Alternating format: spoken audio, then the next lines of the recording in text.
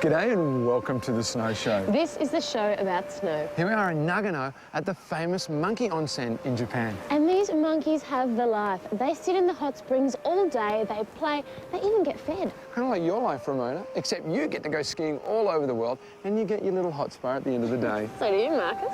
Yeah, maybe. Tell me what's in the show. Okay, in today's show, we're going to take you to Falls Creek in Victoria. But first, let's head to Rusutsu in Hokkaido, the North Island of Japan. Last time, Charlie and I travelled to the centre of Japan's North Island, Hokkaido, to Furano, where we discovered a mountain with a lot of heart and a lot of adventure. This time, our adventure starts in Sapporo, the administrative centre of Hokkaido, where we spent a couple of days living the northern Japanese life. Sapporo has a population of just under 2 million, and the whole island of Hokkaido contains just under 6 million people, which is less than 5% of Japan's total population, yet the island is 1/5 of Japan's land area.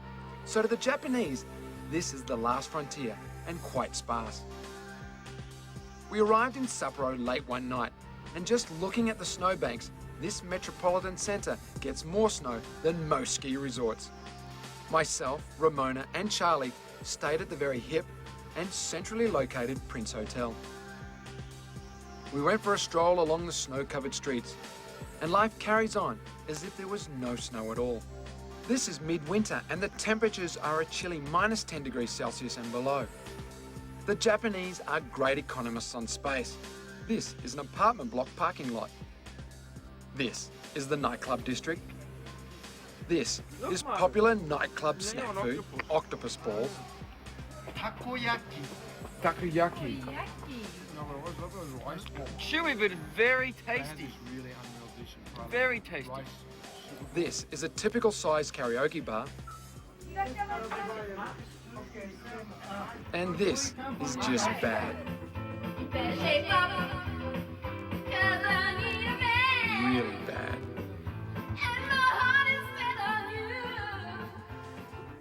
The next day, we went for a drive around to see the sights of Sapporo. Our first stop was to the most sacred of the Shinto temples, Hokkaido Jingu.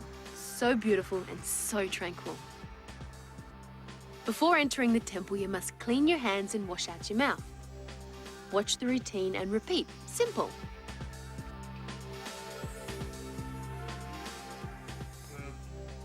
Cover your mouth, Charlie. Shinto is an indigenous religion and quite different from any other. It has no founder or divine head, and you don't convert to it, it's just there, and anyone can come to a shrine to pray or meditate. It's been around since the beginning and for the most part has happily coexisted with later imports like Buddhism and Christianity. Basically, you go when you feel like it. The temple has something like a Chinese fortune cookie, except it doesn't come in a cookie, it comes in a box, and you pay your money up front. There is an English box, but they don't always make sense. My missing thing is it'll be found at a higher place, so I won't find it till I'm dead. Maybe like a mountain. These are win-win fortunes. When you tie them onto the string, all the bad omens stay in the temple, and all the good ones go with you. I think I could go for a religion like this one. It's obvious what we all prayed for, and it came true immediately.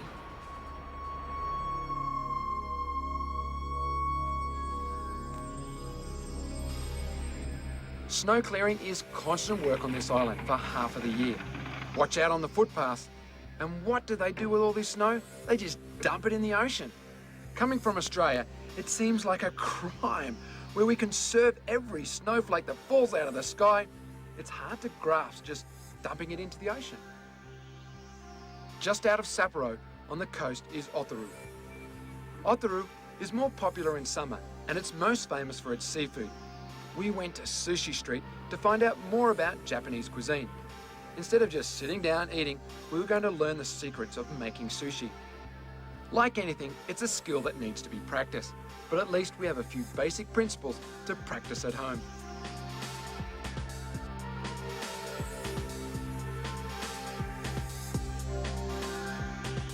Can you believe we created this?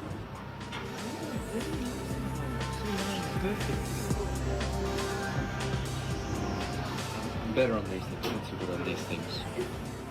It's a dakima. And to our surprise, it even tasted good.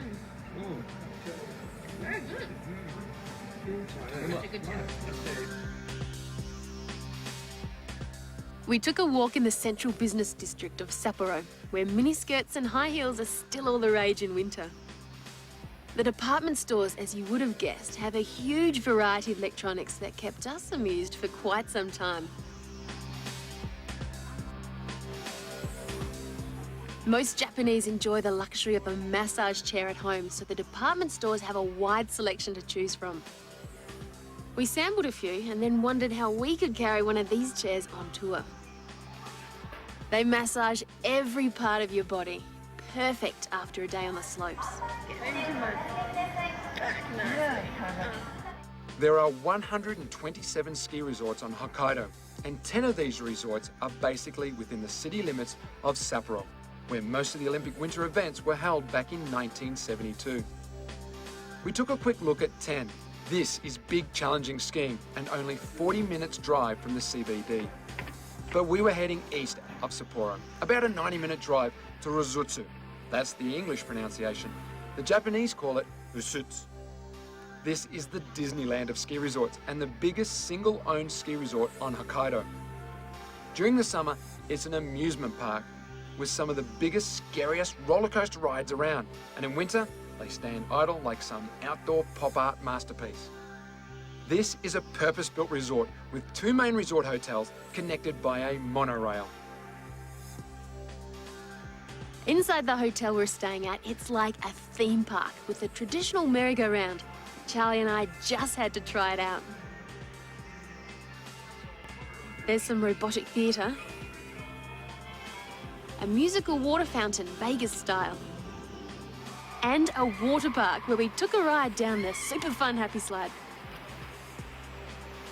Now let's get down to why we're here in winter, the snow, and lots of it.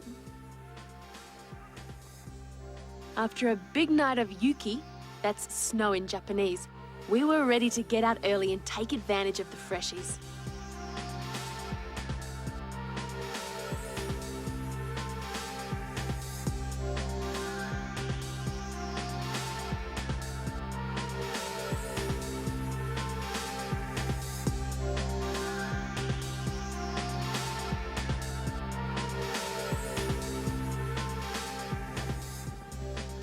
Rusutsu is not a very steep mountain, so if you've ever wondered what all the fuss is with powder snow, this resort is probably the best place to learn.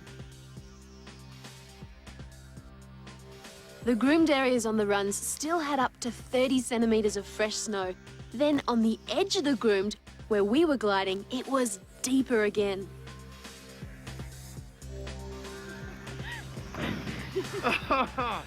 Oh my god, how good is this powder?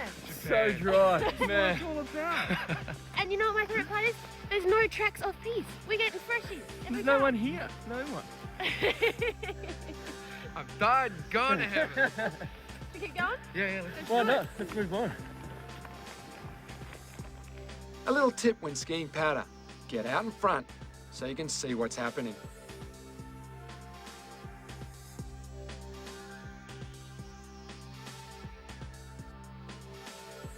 I was even feeling confident to try something new. It came over me like a flash. I wonder if I can ski powder backwards.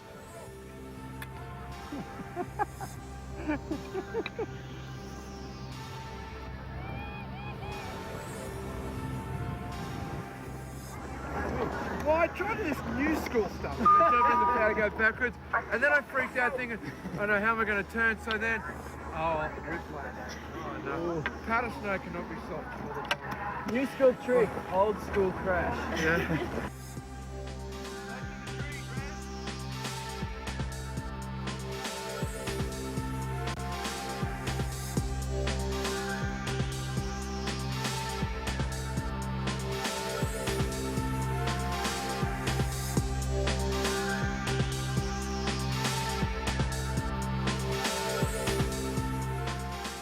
The powder was fantastic, but don't just take my word for it. Yeah, Hokkaido represent. Yeah, bro. You know, nice snow here, and then like real powder, and it also has got half pipes and, you know, tables and that. So if you want to come down here, just call me and I'll hang out with you. Hi! Big surprise! Can you believe that guy was Japanese? I think he spent just a little too much time in New Zealand.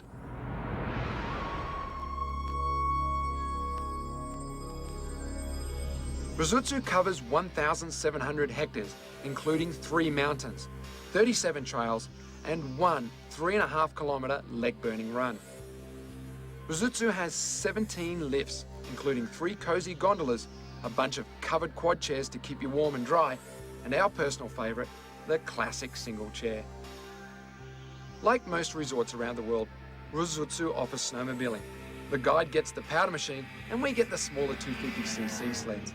It's a lot safer that way for everyone concerned. After a cruise around the forest, we had a little race around the track. We have a competitive bunch, and of course, I would have won, but I'm sure there was something wrong with my machine. There are plenty of activities for kids, from little kids to big kids. Ramona, will you get out of Snoopy? It was a big morning on the slope, so we decided to head in for a cup of tea. Having a cup of tea in Japan is an entirely different experience than it is for us back home in Australia. The Japanese tea ceremony is a ritual and performing art. Charlie and I were treated to the entire presentation that is more about discipline than it is about making a good cup of cha.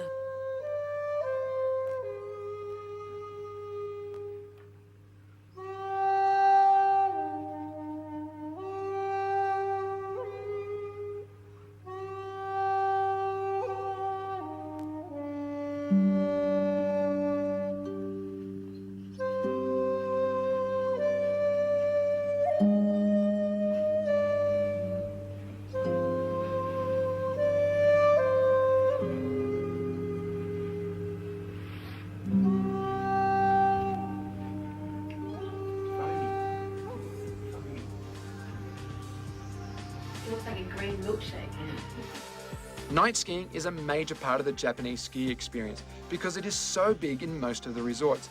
They light up more than just a beginner run, they even light up the halfpipe and terrain park.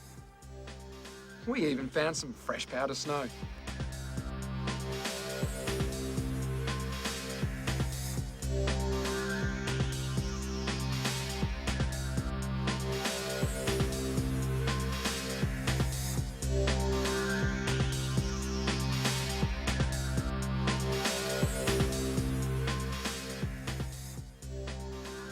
Back on the groomed, we made some big turns back to the hotel.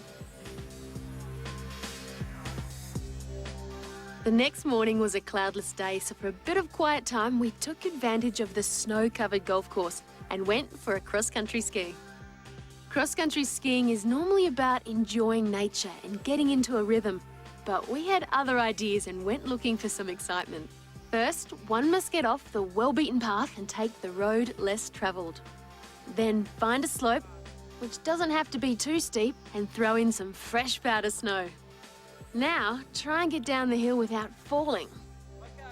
We all had our own technique, none of which were really effective. I used the butt drag, which seemed to work for a while, but I don't think I could sustain this position for too long.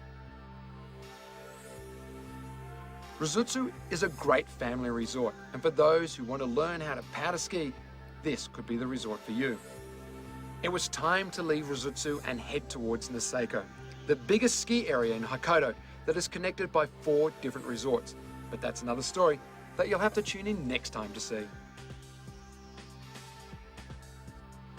If you liked what you've just seen and would like to experience it for yourself, then here is a great deal we can offer you through SkiMax.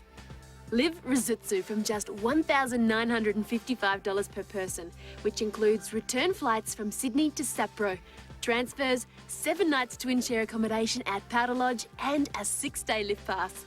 Go on.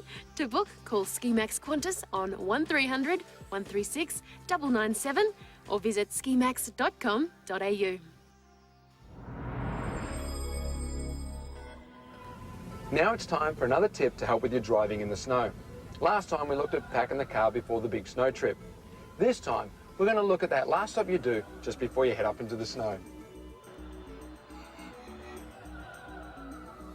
It's a good idea to pull into a service station just before you head up the mountain.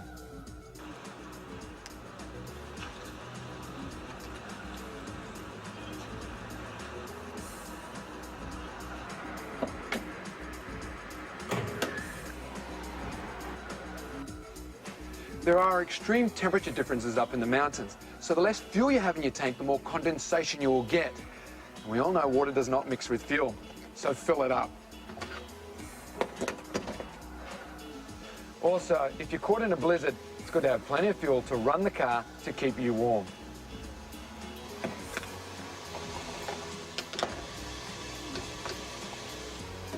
If you're driving a diesel, make sure the fuel is winter mix, or it's also known as alpine mix and is available from most service stations at the base of the mountains. Otherwise, untreated diesel can wax up and you won't get your car going until the sun warms up your car. Check that your car has the correct ratio of antifreeze. Most modern cars have coolant which are good for sub-zero temperatures. Otherwise, if your ratio is wrong, it can freeze and your engine block can crack, and that can be a very expensive exercise. So just take a moment, grab the service station assistant to check your antifreeze.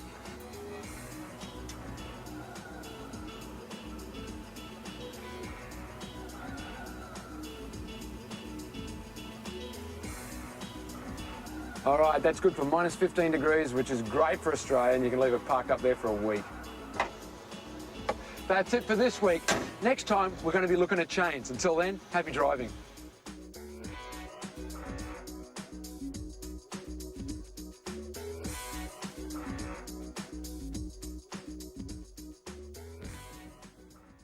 This is Falls Creek in northeast Victoria. Less than 2 hours drive up the Kiwa Valley from Albury and only 4.5 hours drive from Melbourne.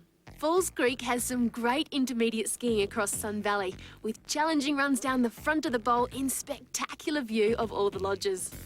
And just in case the snow gods are not smiling, Falls Creek has the largest snowmaking system in Victoria, covering 13 of their 15 lifts. Falls Creek pushes the limit with their terrain park. They were the first in Australia to build a super pipe, and they continue to get some of the best riders in the world to their events to jump, spin, flip, slide, and do what most of us think is just out there. But it's not just for the top guns. Anyone can have a go in this world-class park.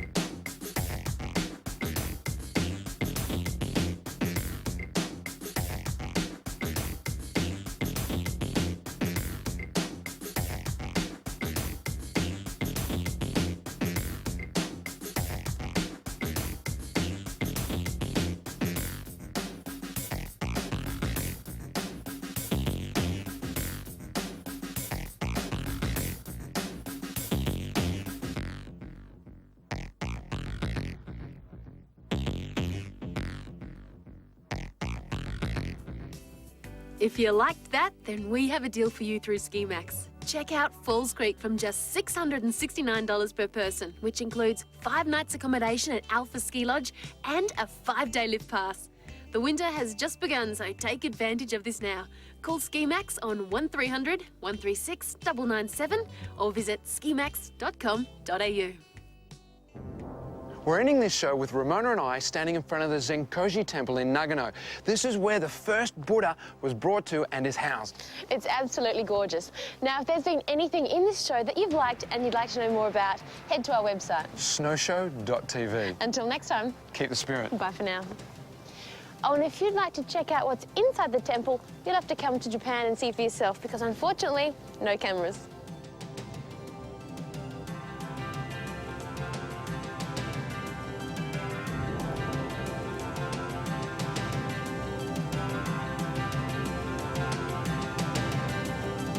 If you've ever had a camping trip from hell, you're going to love your afternoon movie, Father and Scout, next.